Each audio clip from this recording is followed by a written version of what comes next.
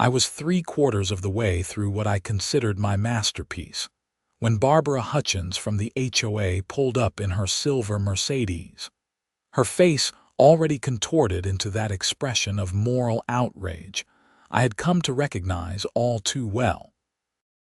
The morning sun in Phoenix, Arizona, was relentless that June day, and I had been working since 6 in the morning to beat the heat. My mural stretched 40 feet across the exterior wall of my home on Saguaro Drive, a vibrant depiction of Arizona's desert ecosystem complete with towering cacti, roadrunners, and a magnificent sunset that seemed to glow even in the harsh midday light. "Excuse me, Mr. Wallace," Barbara called out, her voice sharp enough to cut through the buzz of traffic on the nearby street. "What exactly do you think you are doing to your property?" I climbed down from my ladder, wiping paint from my hands onto my already paint-splattered jeans. At 42, I had been a professional muralist for nearly 15 years, and this project was special. The City of Phoenix Arts Commission had personally commissioned me to create 3 murals across different neighborhoods to beautify the city and celebrate its natural heritage. Mine was the first of the 3. "Good morning, Barbara," I said, keeping my tone neutral. "I am completing a commissioned mural for the city. I sent the notification to the HOA office 3 weeks ago, along with all the proper documentation." Barbara's eyes narrowed behind her designer sunglasses. She was 50-something, with the kind of blonde highlights that cost more than my monthly grocery bill and a perpetual tan that spoke of too many hours by her backyard pool. "I received no such notification, and even if I had, this is clearly a violation of our community standards." Section 12. Paragraph 4 of the HOA bylaws specifically prohibits any exterior modifications that could be deemed unsightly or that deviate from the approved color palette. I took a deep breath, fighting to keep my frustration in check. The Saguaro Heights HOA had been a thorn in my side since I moved into the neighborhood 2 years ago. They had sent me violations for everything from my mailbox being 2 inches too tall to my desert landscaping being too natural looking. But this was different. This was official city business. "Barbara, I have a contract with the City of Phoenix."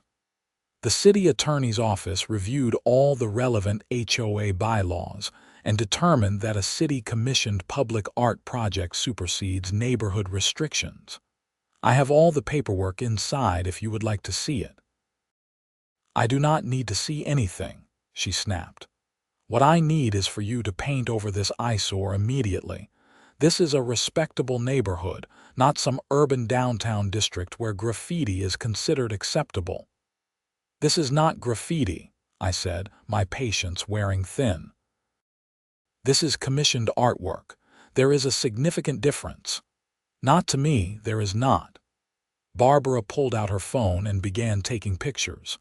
"I am documenting this violation, and you will be hearing from our HOA attorney.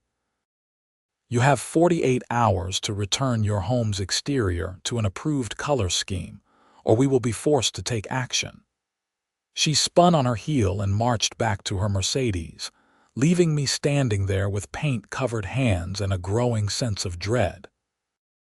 I had dealt with difficult clients before, but HOA presidents were a different breed entirely. They wielded their small amount of power like medieval tyrants, and Barbara Hutchins was the worst of them all. I pulled out my own phone and called Marcus Chen, my contact at the City Arts Commission. Marcus had been enthusiastic about the project from the beginning, and he had assured me that all the legal groundwork had been laid. The phone rang 4 times before going to voicemail. "Marcus, this is Grant Wallace. I've got a situation here. The HOA president just threatened me about the mural. Can you give me a call back as soon as possible? Thanks." I went back to work, determined not to let Barbara's threats derail my progress. The mural was too important, not just for the city project but for the neighborhood itself. Sagaro Heights had been built in the early 2000s, and while the homes were nice enough, the whole development had a sterile, cookie-cutter feel that sucked the life out of what could have been a vibrant community. My mural brought color and character to a neighborhood that desperately needed both. By late afternoon, I had finished the last of the foreground details. A family of javelinas picked their way across the desert floor, and a Harris's hawk soared against the painted sky. The whole piece came together beautifully, even better than I had hoped. Several neighbors had stopped by throughout the day to compliment the work. Mrs. Rodriguez from 2 houses down had brought me a cold drink and told me how much she loved seeing real art in the neighborhood. The Thompsons, a young couple with 2 kids, had taken a family photo in front of the wall. But I knew Barbara. She would not let this go. The next morning, I woke up to my doorbell ringing insistently. I stumbled out of bed, still groggy, and opened the door to find Tom Reynolds, the HOA maintenance supervisor, standing on my porch looking uncomfortable. "Grant, I am really sorry about this," Tom said. He was a decent guy, probably in his late 30s, who had always seemed embarrassed by the HOA's more ridiculous demands. "Barbara is demanding that I paint over your mural today. She is calling it an emergency violation." "She is what?" I was fully awake now. "Tom, you cannot do that. This is a city commission project. Do you understand the legal implications?" Tom shifted his weight from foot to foot. "Look, I know. I tried to tell her, but she is not listening. She has already purchased the paint and everything. She says if I do not do it, she will find someone who will." "Do not touch that mural," I said firmly. "I am calling the city right now. If anyone paints over that wall, they will be destroying city property." I called Marcus again, and this time he picked up. "Grant, hey, I got your message yesterday. Sorry I could not get back to you." "What is going on?" I explained the situation, my words tumbling out in a rush. "The HOA president is threatening to paint over the mural today. Like right now. I have got the maintenance guy standing on my porch." "She cannot do that," Marcus said, and I could hear papers rustling on his end. "The contract specifically protects the artwork. Look, I am going to call the HOA office right now and speak with this Barbara person directly. In the meantime, do not let anyone touch that wall.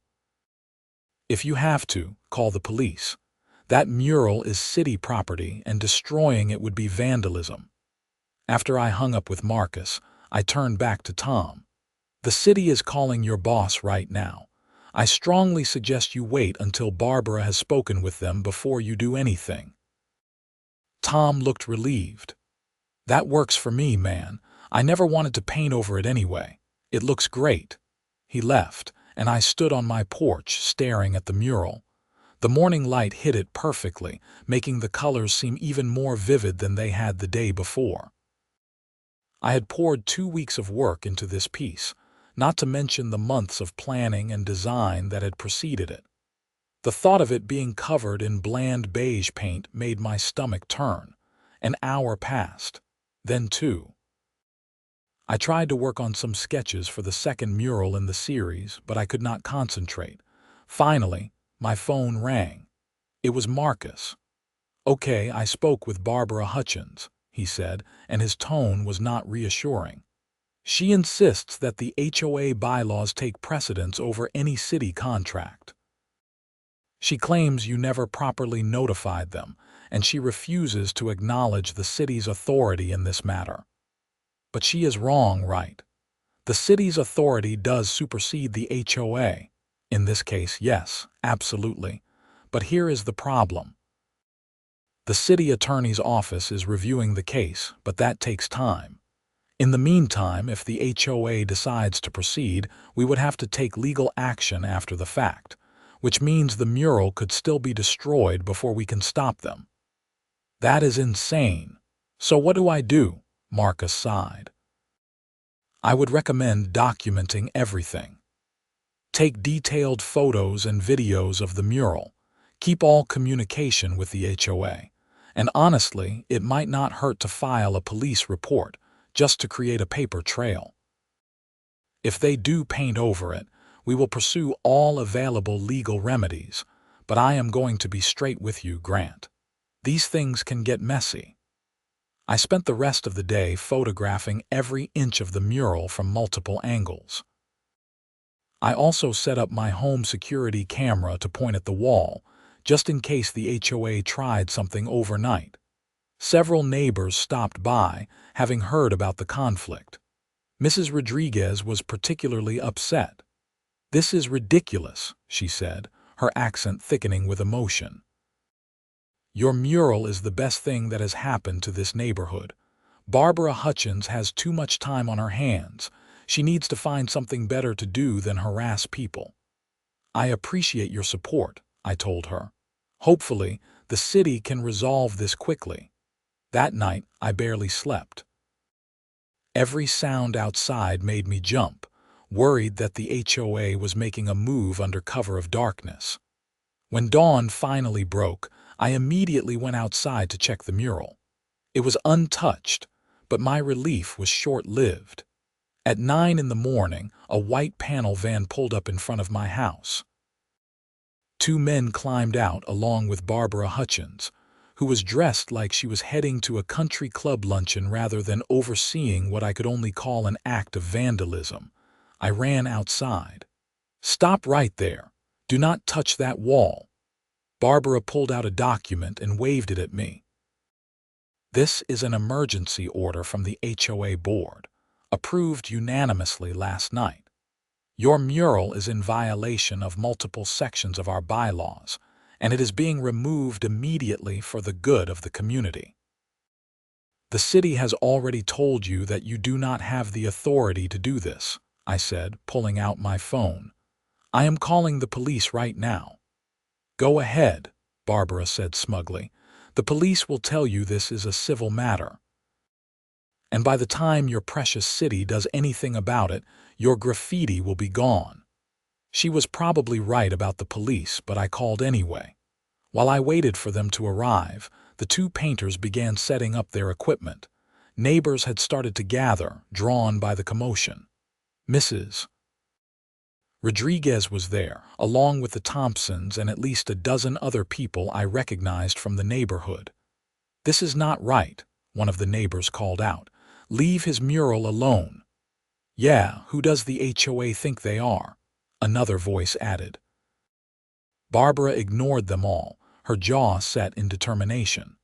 Two Phoenix police officers arrived about 15 minutes later.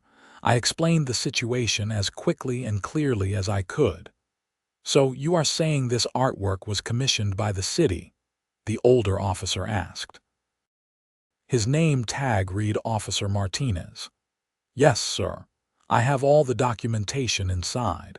This is part of an official City of Phoenix beautification project." Martinez exchanged a glance with his partner, a younger woman named Officer Lee. "And the HOA is claiming what exactly?" Barbara stepped forward. "Officers, this is simply a matter of enforcing our community bylaws. Mr. Wallace violated multiple regulations by painting this unauthorized mural on his property without HOA approval. We have the right and the responsibility to maintain our community standards." "But if it is a city project," Officer Lee said slowly, "then it is not exactly unauthorized, is it?" "The city has no authority to override our HOA regulations," Barbara insisted. Officer Martinez rubbed his forehead. "Okay, folks, here is the situation. This is indeed a civil matter. We cannot stop the HOA from taking action on what they believe is a violation. And we cannot stop Mr. Wallace from pursuing legal action if he believes the HOA is in the wrong. What I can tell you is that if this is genuinely city property, destroying it could have serious legal consequences for the HOA. I would strongly recommend that everyone take a step back and let the proper authorities sort this out." "That could take weeks," Barbara said. "In the meantime, This eyesore remains on display for the entire neighborhood to see. Maybe you should have thought of that before you decided to ignore the city's communications, I shot back. Officer Martinez held up his hands. Look, I am going to make a call to my supervisor and see if we can get someone from the city attorney's office on the phone.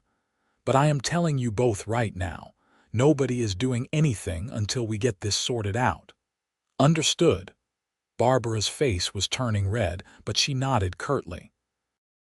I agreed as well, though my heart was racing. The officers stepped away to make their calls while the crowd of neighbors continued to grow. I noticed several people taking photos and videos with their phones. In the age of social media, this was likely to spread quickly. 20 minutes later, Officer Martinez returned. Okay, I spoke with my supervisor who got in touch with someone at the city. Mr. Wallace, is your contact at the Arts Commission a Marcus Chen? Yes, that is right. He is on his way here now, along with someone from the city attorney's office. Everyone needs to just hold tight and wait. No painting, no nothing until they arrive. Barbara looked like she was going to explode, but even she was not foolish enough to argue with the police. We all stood there in awkward silence, the Arizona sun beating down mercilessly. I was sweating through my shirt, though I could not tell how much was from the heat and how much was from stress. Marcus arrived first, pulling up in his silver Honda and practically leaping out of the car. He was in his early 30s, Asian American, usually calm and collected, but today he looked flustered. "Grant, I am so sorry about this," he said, shaking my hand. "This whole situation is completely unacceptable." He turned to Barbara. "Mrs. Hutchins, I presume." "I am Marcus Chen from the City Arts Commission. We spoke on the phone yesterday." "I remember," Barbara said coolly. "And as I told you then, the HOA has every right to enforce its bylaws." "Actually, you do not," said a new voice. A woman in a sharp business suit was walking up the driveway, carrying a briefcase. "Not in this case. I am Jennifer Kowalski from the Phoenix City Attorney's Office." Barbara's confident expression finally faltered slightly. Jennifer Kowalski had the kind of presence that commanded attention. She was probably in her mid-40s, with dark hair pulled back in a bun, and the no-nonsense demeanor of someone who had won more courtroom battles than she had lost. "Let me make this very clear," Jennifer continued. "The mural on Mr. Wallace's property was commissioned by the City of Phoenix as part of our urban beautification initiative. Mr. Wallace followed all proper procedures, including notifying this HOA in writing 3 weeks ago. I have copies of that notification, along with the certified mail receipt showing it was delivered and signed for by your office administrator." "I never saw any such notification," Barbara protested. "That is an internal matter for your HOA to address," Jennifer said crisply. "But the notification was properly sent and received. Furthermore, the city's contract with Mr. Wallace includes specific provisions that protect this artwork from removal or alteration. The mural is considered city property, leased from Mr. Wallace for a period of 10 years. Any attempt to damage or destroy it would constitute criminal mischief and vandalism of city property." The two painters Barbara had hired were edging back toward their van, clearly wanting no part of this situation. Barbara noticed and turned to them sharply. "Where do you think you are going?" "I am paying you to do a job." "Lady, we are not getting arrested for painting over city property," one of them said. "You are on your own." They got in their van and drove away, leaving Barbara standing there with her mouth opening and closing like a fish out of water. "This is not over," Barbara finally said. "The HOA will be taking legal action." "You are certainly welcome to try," Jennifer said, "but I would advise you to consult with your own attorney first. The city takes the destruction of public art very seriously." Had you succeeded in painting over this mural today, we would have pursued criminal charges in addition to civil penalties. The damages would have been substantial. Barbara looked at the assembled crowd of neighbors, many of whom were openly hostile to her now, then back at the mural, and finally at Jennifer Kowalski's implacable expression. Without another word, she turned and walked back to her Mercedes, slamming the door hard enough to make the whole car shake. After she drove away, the tension finally broke. Several neighbors applauded, and Mrs. Rodriguez hugged me tightly. "I am so glad this worked out," she said. "Your mural is beautiful. It makes me happy every time I see it." Officer Martinez approached me. "Mr. Wallace, I would recommend filing a formal police report about this incident, just to have it on record. Given what almost happened here today, you want documentation." I nodded. "I will do that. Thank you for your help, officer." After the police left, Marcus, Jennifer, and I went inside my house to discuss the situation further. My living room was a typical artist space, with sketches and paintings covering most surfaces, but they did not seem to mind the clutter. "I am really sorry you had to deal with this, Grant," Marcus said. "We should have been more proactive in communicating with the HOA." "You sent the notification," I said. "This is not on you." Jennifer set her briefcase on my coffee table and pulled out a thick folder. "I have been reviewing your HOA's bylaws, and frankly, they have overstepped their authority on numerous occasions, not just with you. The problem is that most homeowners do not have the resources or knowledge to fight back, so the HOA just keeps doing whatever they want." "So, what happens now?" I asked. "Now we wait and see if they are foolish enough to pursue legal action," Jennifer said. "If they do, we will countersue for harassment and abuse of process. The city is also going to send a formal cease and desist letter to the HOA board, specifically regarding this mural. They are to leave it alone, period." Over the next few days, things seemed to calm down. The mural remained untouched, and I even started working on preliminary sketches for the second piece in the series, which would be located in a different Phoenix neighborhood. But I should have known that Barbara Hutchins was not the type to give up easily. It was late Friday afternoon when I got an email from the Saguaro Heights HOA, sent to all residents. The subject line read, "Emergency HOA meeting regarding community standards." I opened it with a sense of dread. The email announced a special meeting for that Sunday afternoon to discuss recent violations of community standards and the board's authority to maintain property values. While my name was not mentioned specifically, it was obvious what this was about. Sunday arrived hot and clear, typical for June in Phoenix. The meeting was scheduled for 3 in the afternoon at the community clubhouse. I debated whether to attend, but Marcus and Jennifer both advised me to go and document everything. When I arrived at the clubhouse, I was surprised to find it packed. It seemed like half the neighborhood had shown up.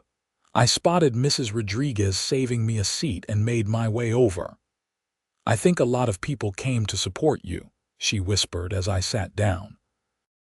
"Barbara has made a lot of enemies in this neighborhood." The HOA board sat at a table at the front of the room. Barbara was in the center, flanked by 4 other board members. I recognized Martin Grayson, the treasurer, and Susan Chen, the secretary. The other 2 were newer additions whose names I could not remember. Barbara called the meeting to order by banging a gavel unnecessarily hard. "Thank you all for coming. As you know, we are facing an unprecedented challenge to the authority of this HOA. A resident has painted a large, unapproved mural on his property in direct violation of our bylaws. When the board attempted to enforce our regulations, we were threatened by the city." Several people in the audience started talking at once. Barbara banged her gavel again. Please hold your questions until the end. Now, we have consulted with our HOA attorney, Douglas Bennett, who is here today to explain our legal position. A man in an expensive suit stood up. Douglas Bennett looked like every HOA attorney I had ever seen, which was to say he looked like someone who made a very comfortable living off of other people's disputes. "Thank you, Barbara," he said in a smooth voice. "Let me start by saying that the HOA board acted entirely within its rights.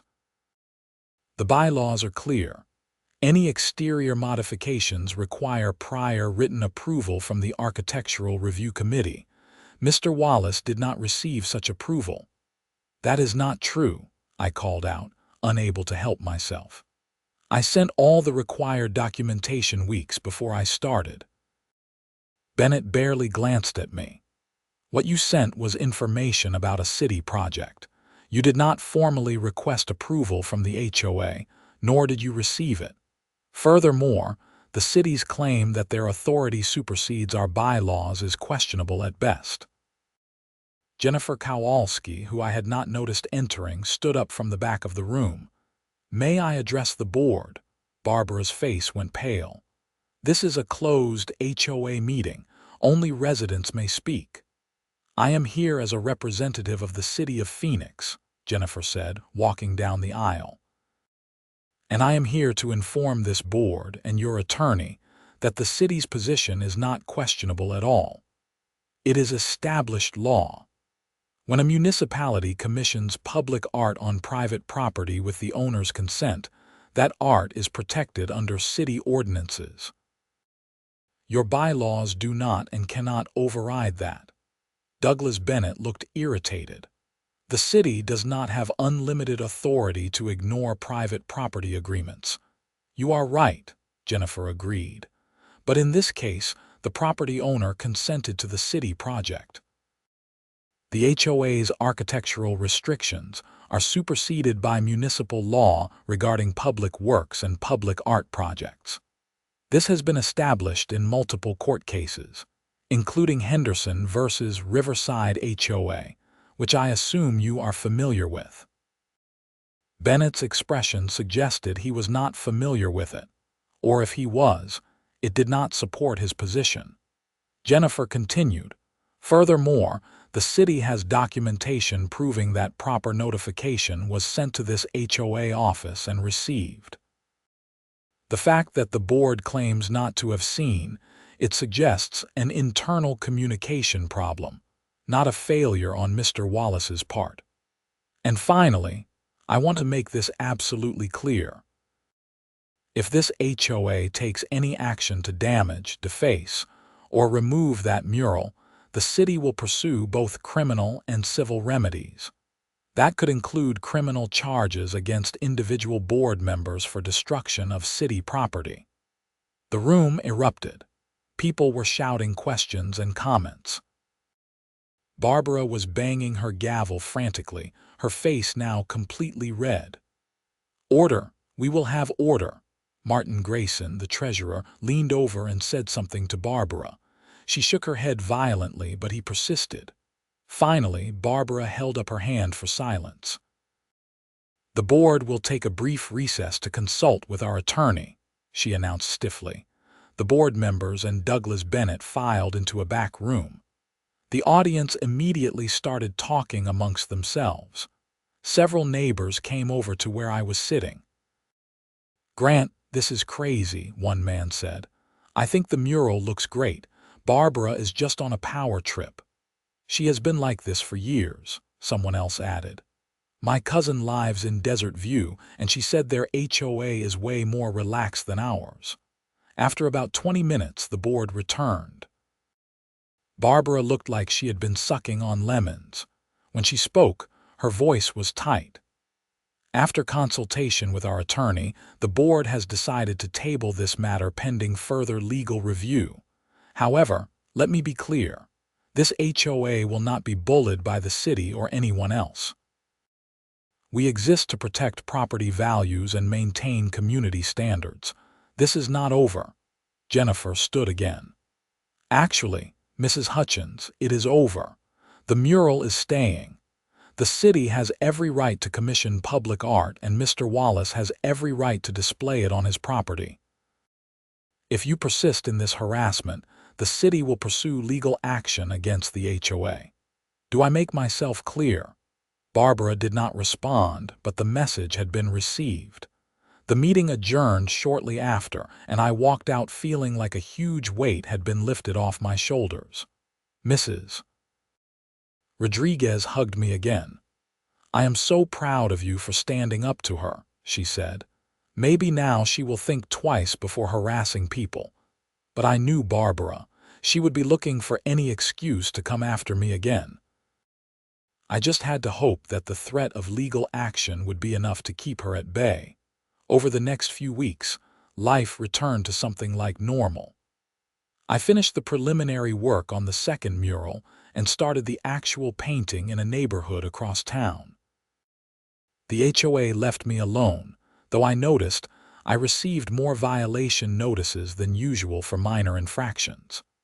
My trash can was 2 feet too far from the curb on collection day. My front yard rock garden had a weed that was over 3 inches tall.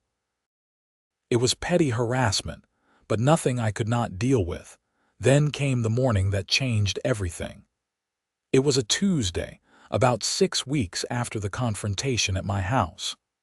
I woke up early to work on some studio pieces and noticed an unusual number of cars driving slowly past my house. By the time I went outside with my coffee around 7 in the morning, I understood why. My mural was gone, completely covered in flat beige paint. I stood there in shock, coffee cup forgotten in my hand. The beautiful desert scene I had spent weeks creating was now just a blank wall. No, not blank. There were visible roller marks and drips in the paint job, suggesting it had been done hastily, probably during the night. My hands were shaking as I pulled out my phone and called Marcus. Then I called Jennifer. Then I called the police. Within an hour, my yard was full of people again. Officers Martinez and Lee returned, along with 2 detectives. Marcus and Jennifer arrived together, having apparently coordinated their response. "This is destruction of city property," Jennifer said, her face grim. "This is a criminal matter now." One of the detectives, a middle-aged man named Detective Harris, was examining the wall carefully. "Looks like they did this sometime between midnight and 5 in the morning, based on how dry the paint is. Do you have security cameras?" "I do," I said, suddenly remembering. I pulled up the footage on my phone and showed it to Detective Harris. The video clearly showed a white panel van pulling up at 1:47 a.m. 2 figures in dark clothing got out and began painting over the mural. The video quality was not great in the low light, but it was clear enough to see what was happening. "Can you make out the license plate?" Detective Harris asked. I zoomed in on the footage. The plate was partially visible, though some numbers were obscured. "I can see most of it," I said. "Should be enough to run through your system." Detective Harris nodded. "We will need a copy of that footage. This is vandalism at minimum, possibly criminal mischief in the first degree given the value of the destroyed artwork." Jennifer was on her phone, speaking rapidly. When she hung up, she turned to the group. "The city is treating this as a serious crime. We are pursuing full prosecution. The mural was valued at $25,000, not including the cost to the city for the commission and the cultural value as public art." Marcus looked devastated. "Grant, I am so sorry. This is my fault. I should have pushed for police protection or something." "Nobody thought they would actually do this," I said, though I felt numb. Weeks of work, my artistic vision, all erased in a few hours by some vindictive HOA board. The investigation moved quickly. By that afternoon, the police had tracked the van to a painting company that had done work for the HOA in the past. When questioned, the company owner, a man named Rick Davidson, immediately admitted to the job. He claimed he had been hired by Barbara Hutchins personally, who had told him it was an emergency HOA matter that needed to be handled immediately and discreetly. "She paid me in cash," Rick told the detectives, according to what I heard later. $5,000 to paint over the wall, no questions asked. She said the homeowner had been notified and approved it, but that it needed to be done at night to avoid disruptions during the day. I know it sounds suspicious now, but I have worked for the HOA before, and Barbara always paid on time. Armed with this information, Detective Harris and his partner went to Barbara's house. She refused to speak to them without her attorney present. But her fellow board members were more cooperative. Susan Chen, the secretary, admitted that Barbara had never brought the issue to a full board vote. "She told us she was handling it through proper legal channels," Susan said, looking worried. "I had no idea she was planning to destroy the mural." I actually liked it. Most of the board did. It was really just Barbara who was so upset about it. By Wednesday evening, Barbara Hutchins was arrested and charged with criminal mischief in the first degree, conspiracy to commit vandalism, and destruction of city property. The charges carried potential felony implications given the monetary value of the damage. Her arrest made the local news, with footage of her being led out of her house in handcuffs. The image was jarring. Barbara in her expensive clothes and jewelry, looking utterly shocked that her actions had consequences. The story went viral locally. News crews came to my house to interview me and film what remained of the mural. The beige paint looked even worse in the harsh judgment of television cameras. Local newspapers picked up the story, with headlines like "HOA President Arrested After Destroying City Art" and "Power Mad HOA Board Member Faces Felony Charges." The public reaction was swift and fierce. People were outraged that an HOA would go to such lengths to exert control. My story became a rallying point for everyone who had ever been harassed or bullied by their HOA. I received hundreds of emails and messages of support from around the country. The Seguero Heights HOA went into crisis mode. The remaining board members called an emergency meeting and voted to remove Barbara as president. They issued a public apology to me and to the city, though the damage was already done. Several board members resigned. The HOA's insurance company got involved, as did their management company, which threatened to drop them as a client for me. The immediate question was what to do about the mural. The city wanted to restore it, but that would mean another 2 weeks of intensive work. Marcus felt terrible about the whole situation. "We will pay you for the restoration, of course," he said. "And we are adding security measures for all 3 murals in the series. This should never have happened." "I will do it," I said, "but I want to make some changes. Make it even better than it was before." Jennifer was coordinating with the district attorney's office on the criminal case. Barbara had hired a high-powered defense attorney who was trying to negotiate a plea deal, but the DA was not interested in going easy on her. "This case is too high profile," Jennifer explained to me during one of our many phone calls. "The DA wants to send a message that this kind of abuse of power will not be tolerated. Barbara is looking at possible jail time if convicted." The preliminary hearing was set for August.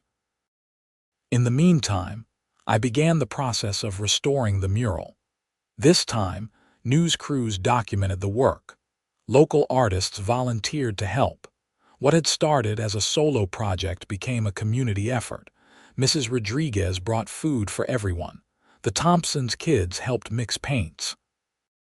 Even some of the board members who had resigned came by to offer their support and apologize for not standing up to Barbara sooner. The new mural was more ambitious than the first.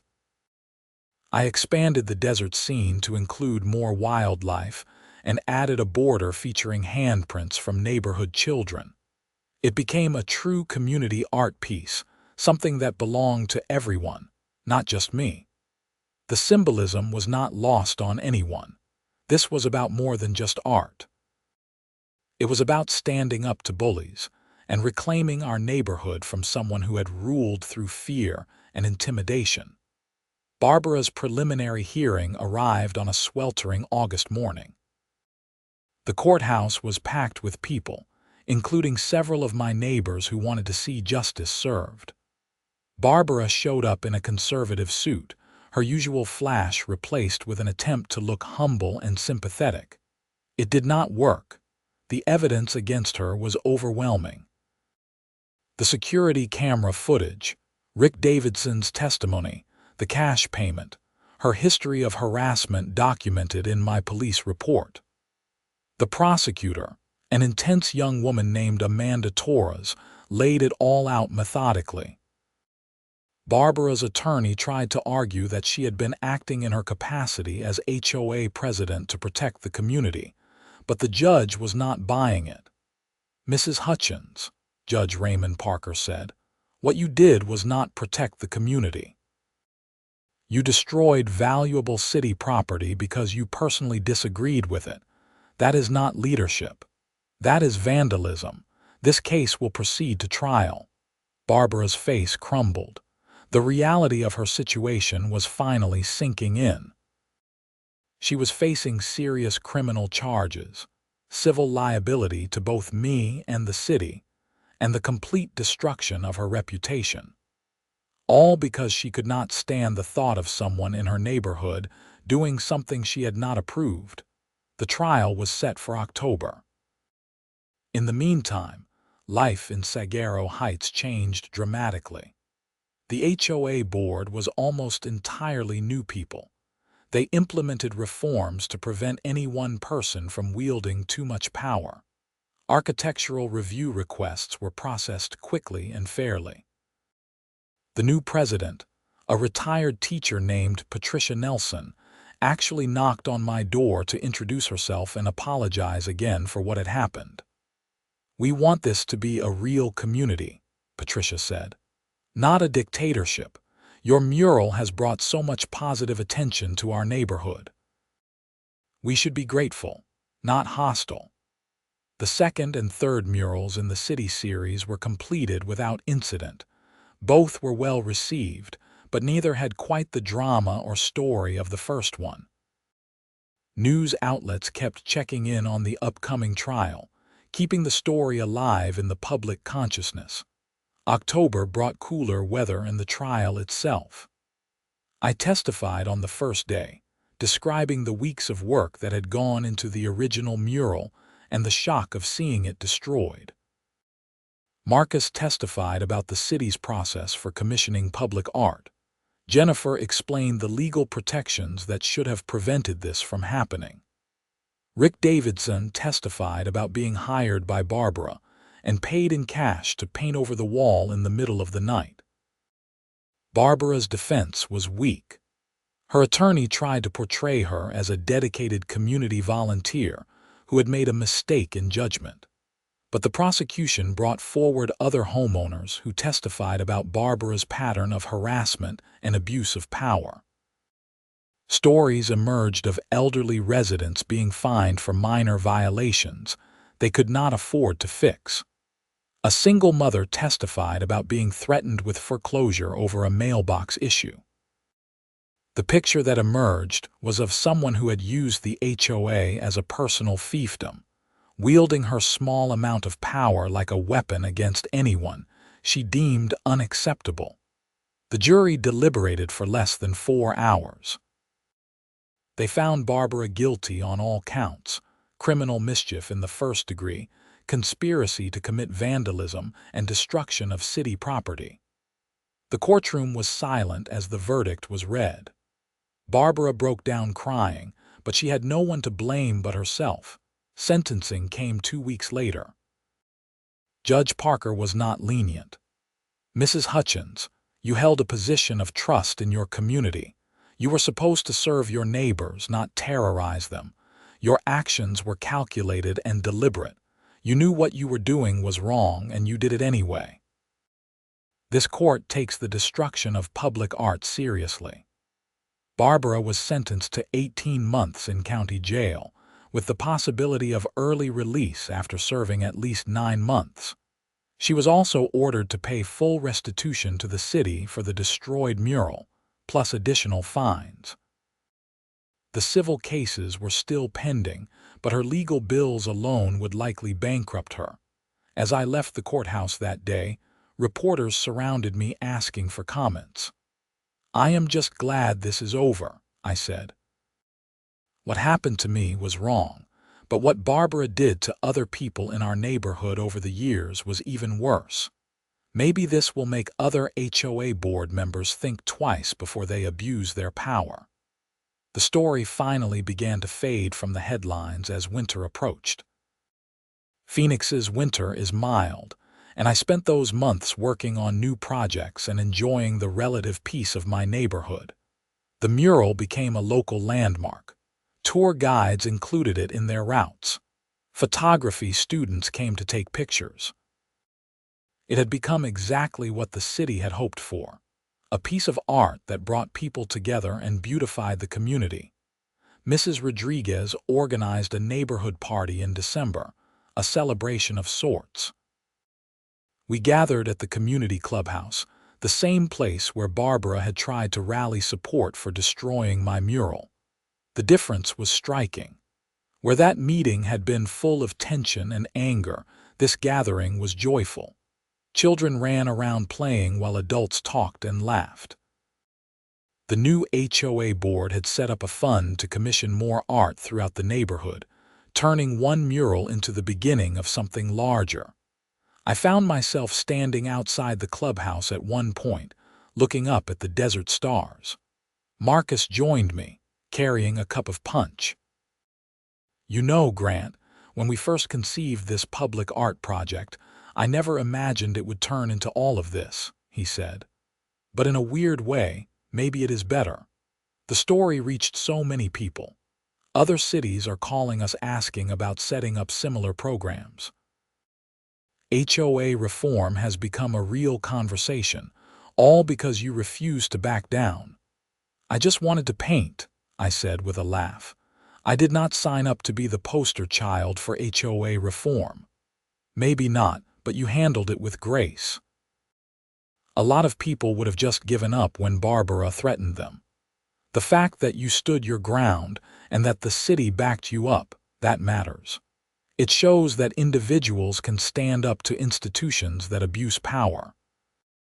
In January, I received notice that Barbara was being released early for good behavior. She had served 9 months. I felt conflicted about it. Part of me thought she deserved every day of her sentence. But another part of me recognized that she had lost nearly everything: her position, her reputation, her freedom. Maybe that was punishment enough. I never saw Barbara again. I heard through the neighborhood grapevine that she had moved away from Phoenix entirely, possibly to another state. The HOA had settled the civil cases by draining their reserve funds, which meant everyone's fees went up slightly. But most residents seemed to feel it was worth it to finally be free of Barbara's tyranny. The mural stood as a testament to what had happened. Every time I looked at it, I felt a mix of pride and sadness. Pride in the work itself, which really had turned out beautifully. Sadness for all the conflict and pain that had surrounded it. But mostly, I felt grateful. Grateful for neighbors like Mrs. Rodriguez who had supported me. Grateful for Marcus and Jennifer who had fought for me. Grateful that the system, despite its flaws, had eventually worked. Spring brought a new commission from a different Arizona city. Tucson wanted to start their own public mural program and asked if I would be interested in creating their first piece. I said yes, but insisted on one condition. They had to coordinate with any relevant HOAs before I put brush to wall. Everyone laughed, but they agreed. The Phoenix mural project that had started everything was officially completed, when my third mural went up in May. The city held a ceremony celebrating all three pieces, with the mayor giving a speech about the importance of public art and community engagement. Reporters asked if I was worried about more HOA trouble, but I told them honestly that I was not. Barbara's case had become so notorious that I doubted any HOA would risk similar action. Standing in front of my mural that evening, with the Phoenix sunset painting the real sky in colors that almost matched my painted version, I reflected on the journey. What had started as a simple commission had turned into a fight for principle, a criminal trial, and ultimately a story about the importance of standing up for what you believe in. The mural would last for years, maybe decades. Long after people forgot the details of the conflict, the art would remain. And maybe that was the point. Institutions come and go, conflicts rise and fall, but art endures. My desert landscape, with its cacti and wildlife and children's handprints, would continue to brighten that Phoenix neighborhood, a reminder that beauty and community could triumph over petty tyranny. Mrs. Rodriguez hosted another gathering that summer, an anniversary of sorts marking a year since the initial confrontation with Barbara. The whole neighborhood turned out. We barbecued and played music and watched the kids run around. The HOA board, the good one now, had commissioned a local photographer to create a large print of the mural that was hung in the clubhouse as a permanent reminder. Patricia Nelson, the new HOA president, gave a short speech. This neighborhood learned something important this past year. We learned that rules and regulations are important, but so is common sense and compassion. We learned that diversity and creativity make us stronger, not weaker. And we learned that when we stand together, we can overcome even the most difficult challenges. Grant's mural is beautiful, but the real art was watching this community come together to defend it. People applauded, and I felt my eyes getting misty. I had lived in a lot of places over the years, moving for work and opportunities. But Saguaro Heights, despite everything that had happened, or maybe because of it, finally felt like home. As the party wound down and people started heading back to their houses, Tom Reynolds, the maintenance supervisor who had been put in that impossible position a year ago, came up to me. "Grant, I just want to say thanks for not holding that against me. I was just following orders, you know." "I know, Tom. You were in a bad spot, but you did the right thing when it mattered. You did not paint over the mural even when Barbara ordered you to." He smiled with relief. "Yeah, well, I am glad I did not. Would have hated to end up in jail alongside her." I laughed. Probably a smart move. Walking back to my house that night, I paused to look at the mural one more time. In the gathering darkness, the painted sunset seemed to glow with an inner light. Every brush stroke represented hours of work, but also represented something larger. The idea that art matters, that communities matter, that standing up to bullies matters. My phone buzzed with a text from Marcus. "Saw the photos from your neighborhood party. Looks like a great time. Coffee tomorrow to discuss the Tucson project." I texted back a thumbs-up emoji and went inside. Tomorrow would bring new projects, new challenges, new opportunities. But tonight, I was content to simply exist in this moment, in this neighborhood, with this mural that had come to mean so much to so many people. The legal system had worked, though not without effort. Barbara had faced consequences for her actions. The HOA had reformed. The neighborhood had come together.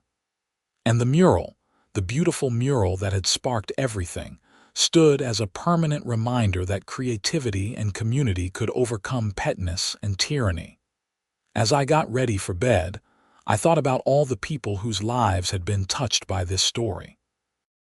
The neighbors who had found their voices and stood up for what was right. The city officials who had defended public art. the police and prosecutors who had taken the destruction seriously. Even Barbara, in her own way, had taught us something important, that power without accountability inevitably leads to abuse, and that abuse inevitably leads to consequences.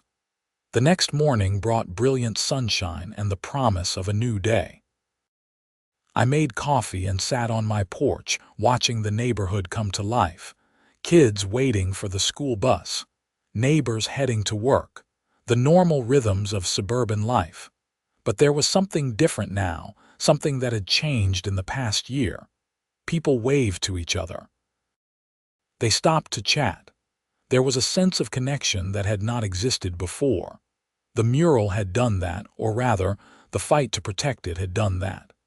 Sometimes it takes a crisis to bring people together, to help them realize what really matters.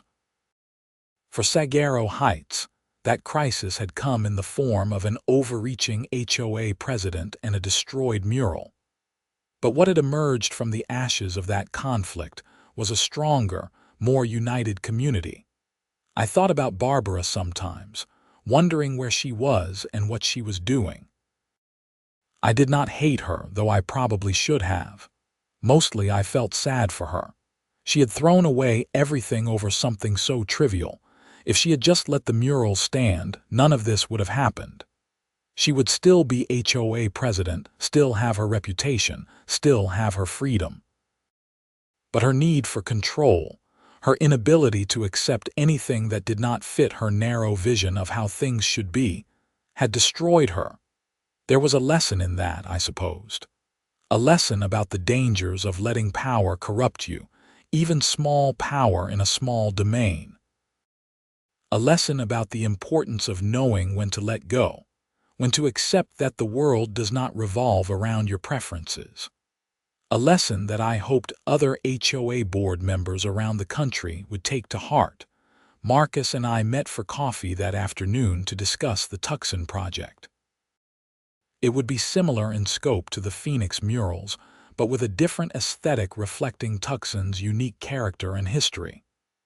I was excited about it, but also wary. Despite all the publicity from Barbara's case, I knew there would be other HOAs, other battles to fight. "I have been thinking," Marcus said, stirring sugar into his coffee. "Maybe we need to create a standardized process for dealing with HOAs on these projects.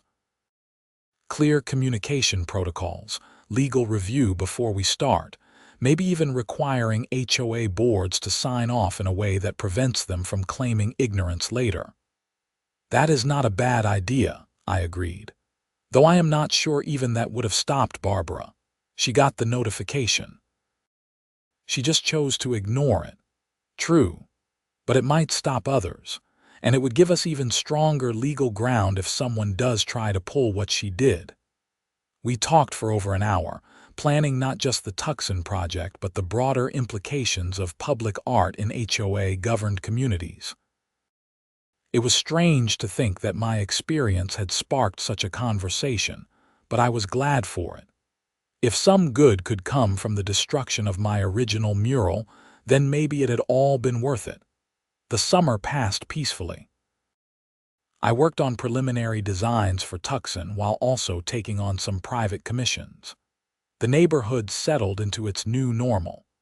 The HOA functioned smoothly under Patricia's leadership, processing requests quickly and treating residents with respect. It was amazing what a difference leadership made. In September, I received an unexpected phone call from a producer at a national news program. They wanted to do a feature story on HOA abuse and wanted to use my case as the centerpiece. I was hesitant at first, tired of being in the spotlight, but Marcus convinced me it was important. "The more people who hear about this, the more pressure there is for reform," he argued. "You have got a platform now, you might as well use it for good." So I agreed to the interview. The news crew came to Phoenix and spent a whole day filming. They interviewed me in front of the mural, talked to neighbors, got comments from Jennifer and Marcus, even managed to interview Patricia Nelson about the changes the HOA had made. The segment aired in October and reached millions of people across the country. The response was overwhelming. My email and social media accounts exploded with messages from people sharing their own HOA horror stories. Some were funny, but many were heartbreaking. Elderly people driven from their homes over minor violations, families bankrupted by fines and legal fees, communities torn apart by power-hungry board members. The common thread was always the same: individuals feeling powerless against institutions that were supposed to serve them. I tried to respond to as many messages as I could, offering advice and encouragement. I connected people with attorneys and advocacy groups. In some small way, I felt like I was making a difference beyond just my own situation. November brought a surprising development. The Arizona State Legislature announced they were considering reforms to HOA regulations, inspired in part by Barbara's case and the publicity around it. The proposed legislation would limit HOA authority in certain areas, provide better oversight, and make it easier for homeowners to challenge unfair actions. It was not perfect, but it was a start. I was invited to testify before a legislative committee about my experience. Standing in the state capitol building, telling my story to a room full of lawmakers, felt surreal. But they listened, asked thoughtful questions, and seemed genuinely interested in making changes. The legislation was still working its way through the process, but there was real hope it might pass. December marked a full year since the neighborhood celebration, and Mrs. Rodriguez insisted on having another party. This time, it was a holiday gathering, with lights strung around the clubhouse and someone dressed as Santa for the kids. The mural had survived another Arizona summer, the colors still vibrant despite the intense sun. As I stood in the same spot where I had stood a year earlier, reflecting on the journey, I felt a deep sense of gratitude. Not gratitude for the conflict or the destruction, but gratitude for the way the community had come together. Gratitude for the friends I had made and the changes that had occurred. Gratitude that justice, though sometimes slow, had ultimately prevailed. The Tucson Project launched in the new year. The process went smoothly, with the HOA there being cooperative and even enthusiastic about having a mural in their neighborhood. I made sure to document everything, creating a model for future projects. If I could help make public art easier and safer for other artists, then something positive would have come from my ordeal. Looking back now, almost 2 years after Barbara first pulled up in her Mercedes to complain about my mural, I can see how much has changed. The neighborhood is stronger. The laws are better. The conversation about HOA reform has gone national. And the mural, that beautiful desert scene that started it all, continues to bring joy to everyone who sees it. Art has power. Not just aesthetic power, but the power to bring people together, to spark conversation, to inspire change. My mural did all of that, though not in the way I originally intended. It became a symbol of resistance against petty tyranny, a reminder that individuals can stand up to institutions, and a testament to the importance of community. Barbara paid a high price for her actions, and I do not take pleasure in that, but consequences matter. If she had faced no punishment, other HOA board members might have been emboldened to take similar actions. Instead, her case became a cautionary tale. Think twice before you abuse your power. Think twice before you destroy something beautiful just because you can. Think twice before you put your ego ahead of your community. The final irony is that Barbara's attempt to erase my mural only made it more famous and more meaningful. If she had simply left it alone, it would have been a nice piece of art that some people liked and others ignored. Instead, it became a landmark, a symbol, a catalyst for change. In trying to silence me, she amplified my voice. In trying to exert control, she lost everything. I still live in Saguaro Heights in the same house with the same mural on the wall. I have no plans to move. This is my home, my community, my place in the world. And every day when I see that mural, I remember not just the art itself, but the journey it represents. The struggle, the victory, the lessons learned, and the changes made. If someone had told me 2 years ago that a simple commissioned mural would lead to arrests, trials, legislative reform, and a national conversation about HOA abuse, I would have thought they were crazy. But that is exactly what happened. Sometimes the smallest actions have the biggest consequences. Sometimes standing up for what is right, even when it is hard, even when it is scary, can change everything. The desert painted on my wall is permanent now, protected by law and by community support. But more importantly, the changes sparked by the fight to protect it are permanent too. Laws have been changed, policies have been reformed, people have been empowered, and one former HOA president learned that power comes with responsibility, and abusing that responsibility comes with consequences. My story is not unique. All across America, people are fighting similar battles with HOAs and other institutions that wield power without accountability. But my story shows that these battles can be won. Justice can prevail. Communities can come together. And art, beautiful art, can be more than just paint on a wall. It can be a catalyst for change, a rallying point for justice, and a reminder that standing up for what is right matters. As I finish writing this account of what happened, the Phoenix sunset is painting the sky outside my window in shades of orange and purple. Similar colors to the ones in my mural, nature imitating art, or perhaps the other way around. Tomorrow will bring new challenges, new projects, new opportunities to create beauty in the world.